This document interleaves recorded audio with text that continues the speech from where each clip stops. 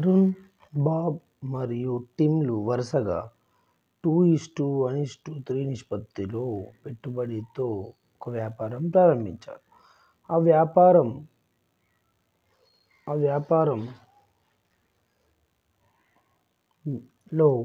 బాబ్కి వచ్చిన లాభం రూ. 1,200. ఒక పార్టీకి రూ. 1,200 వచ్చాయి. అరుణ్, బాబ్ అంటే మధ్యలోనే కదా, 1 పార్ట్ ఈజ్ 1,200. మొత్తం ఎంత? 2 + 1 + 3, 3 + 3 6 పార్ట్స్. 6 పార్ట్స్ ఎంత అంటే 6 × 12 100. 12×72 100. 7,200.